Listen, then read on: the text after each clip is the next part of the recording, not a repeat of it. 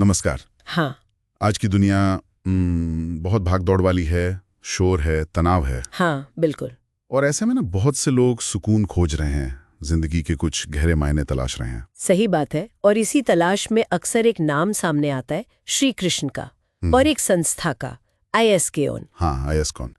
तो आज हम इसी पर थोड़ी गहराई से बात करेंगे। जी। मतलब ये समझने की कोशिश करेंगे कि ये जो ISKCON है, international society for Krishna consciousness, इसके प्रति दुनिया भर में लोगों का खिंचाव क्यों बढ़ रहा है। जी, हमारे पास जो जानकारी है उसके आधार पर देखते हैं कि क्या वजह हो सकती है। अच्छा, तो सबसे पहले श्री कृष्ण की ही बात कर लें।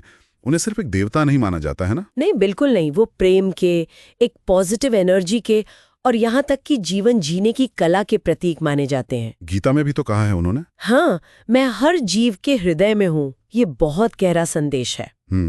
और इसी कृष्ण चेतना को दुनिया भर में फैलाने का काम ISKCON ने किया। बिल्कुल। इसकी स्थापना, जैसा आपने कहा, स्वामी प्रभुपाद ने की थी। जी। AC भक्तिवेदांत स्वामी प्रभुपाद, 1966 में, न्यूयॉर्क शहर में। अच्छा, अमेरिका में। जी। और देखिए, ये सिर्फ एक संगठन बनकर नहीं रह गया, ये एक तरह का वैश्विक आंदोलन बन गया है। आंदोलन किस तरह का? प्रेम और भक्ति का आंदोलन। और इसकी खास बात यह है कि ये जाति, धर्म, रंग, देश, इन सब सीमाओं से परे है। और इनका मूल मंत्र तो वही है ना, हरे कृष्णा। जी हाँ, हरे कृष्णा महामंत्र, यही इसका आधार है। और ये फैला कितना है? मतलब आंकड़े बताते हैं कि दुनिया भर में 800 से ज्यादा केंद्र हैं इनके। जी हाँ, 800 से भी ज्यादा। अमेरिका, रूस, यूरोप, अफ्रीका, भारत, ऑस्ट्रेलिया, आप नाम लीजिए, लगभग हर महाद्वीप पर। कमाल है। और इन मंदिरों में मतलब हर तरह के लोग आते होंगे। बिल्कुल, अलग अलग पृष्ठभूमि के लोग। और मुख्य संदेश यही दिया जाता है कि देखिए, कृष्ण का प्रेम और उनसे जुड़ना, ये किसी एक ग्रुप के लिए नहीं है, ये सबके लिए है। ये बात तो है, लेकिन सवाल फिर वही उठता है, आखिर ऐसा क्या है जो लोगों को खींच रहा है ISKCON की तरफ? एक वजह शायद मानसिक शांति है। हाँ, ये बहुत बड़ा कारण है। आज के समय में तनाव, डिप्रेशन, अकेलापन, ये सब कितना आम हो गया है। तो लोग ऐसी जगह खोजते हैं जहां मन को थोड़ा सुकून मिले। और ये जो नाम जाप है ना, खासकर हरे कृष्णा महामंत्र का जाप। हाँ, चैंटिंग जिसे कहते हैं। जी, चैंटिंग। माना जाता है कि ये मन को शांत करने में, फोकस करने में मदद करता है, जैसे एक ध्वनि ध्यान की तरह। अच्छा, ये दिलचस्प है।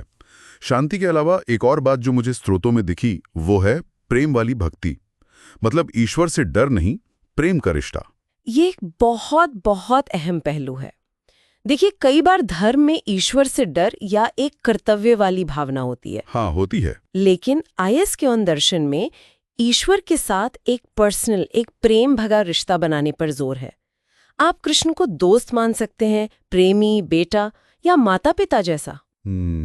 और ये जो भावनात्मक जुड़ाव है, ये आज की थोड़ी अकेली सी दुनिया में कई लोगों को बहुत आकर्षित करता है। अच्छा, तो ये शांति और प्रेम वाली बात तो समझ आई, पर इसे रोज की जिंदगी में कैसे लाते हैं?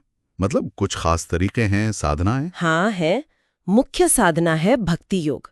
इसे आत्मा का योग कहते हैं। आत्मा का योग? हाँ, मतलब ईश्वर से सीधा प्रेम और सेवा वाला रिश्ता जोड़ना।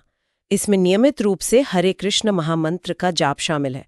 हरे कृष्ण कृष्ण कृष्ण हरे हरे, हरे राम राम राम हरे हरे। ये मंत्र माना जाता है कि ये मन को शुद्ध करता है। जी, मन को शुद्ध करता है और चेतना को परमात्मा से जोड़ता है, ऐसा मानते हैं। और जाप के अलावा और क्या करते हैं? साथ में ग्रंथों का अध्ययन भी जरूरी माना जाता है, जैसे भगवद गीता, श्रीमद् भागवतम।